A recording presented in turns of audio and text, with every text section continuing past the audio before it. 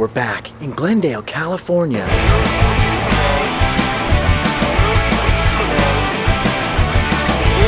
today and enter the world of Randomland. Now you might be wondering why I'm speaking so quietly. It's because we're here in Glendale, California at Forest Lawn Memorial Park. It's a huge cemetery and it's actually pretty fantastic.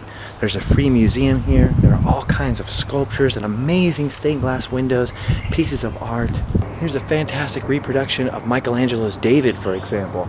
Forest Lawn has a pretty fascinating history all of its own, and there are several locations now. But the Glendale one is perched high up on a hill overlooking downtown Los Angeles. You can see the Griffith Observatory down into Glendale and up into the valley in Burbank. Now we could spend a lot of time here exploring Forest Lawn, checking out all its treasures, and maybe we'll come back one day.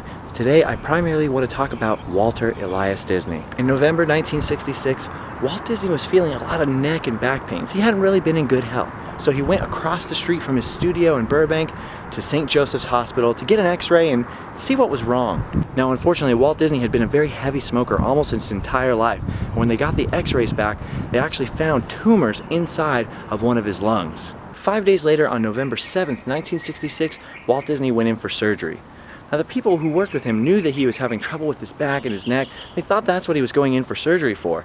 Unfortunately, the truth was that Walt Disney had to have his entire lung removed. At first, everything seemed to be going well, and Walt was released to recuperate at home and be with his family for the Thanksgiving holiday. But sadly, just after Thanksgiving, Walt's condition took a turn for the worse, and he was admitted back into the hospital. He was going in and out of consciousness, and just a few weeks later, tragically, on December 15th, 1966, with a view of the studio lights from the window in the hospital, Walt Disney passed away. Walt Disney hadn't left any instructions for his burial in his will, but he had made it known on more than one occasion that he didn't want a big funeral. He didn't want people to remember him that way. So the family brought him to Forest Lawn and had a quiet, private ceremony here at the Little Church of the Flowers. This is the place where Walt Disney's family and a few close personal friends came to pay their respects and to say their final farewells to Walt Disney. Anyone familiar with the life of Walt Disney knows that his story is really a reflection of the American dream.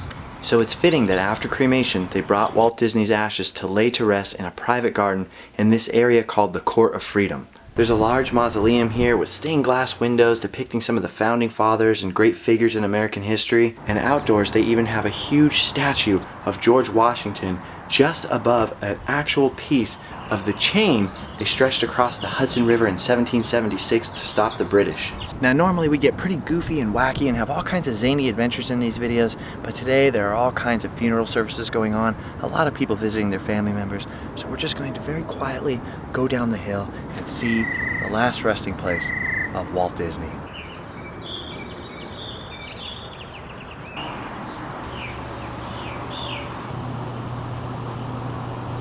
Definitely want to take off our hats for respect. Walt Disney.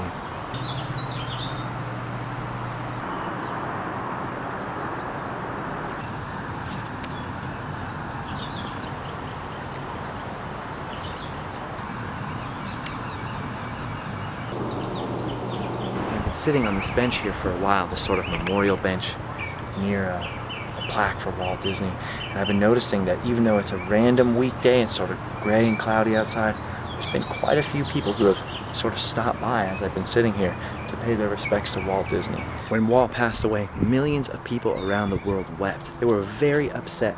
He had almost sort of become Uncle Walt to the whole world. Of course, he wasn't a saint or perfect by any means, but he did inspire millions of people and brought happiness to millions of children all over the world. I think when it comes to historical figures or very famous figures in history outside their time, it's very easy to slip into a sort of pessimism and focus on the bad things they did and the negativity.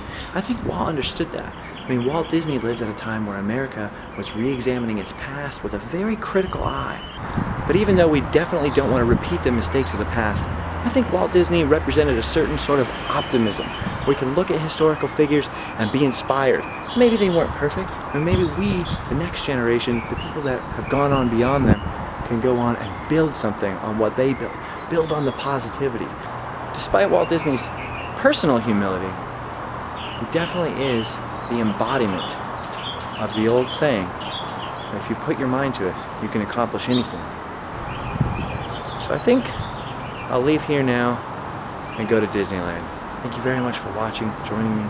We pay our respects to the man, the myth, the legend, Walter Elias Disney. Alright, that's all for now. See you next time. Bye-bye.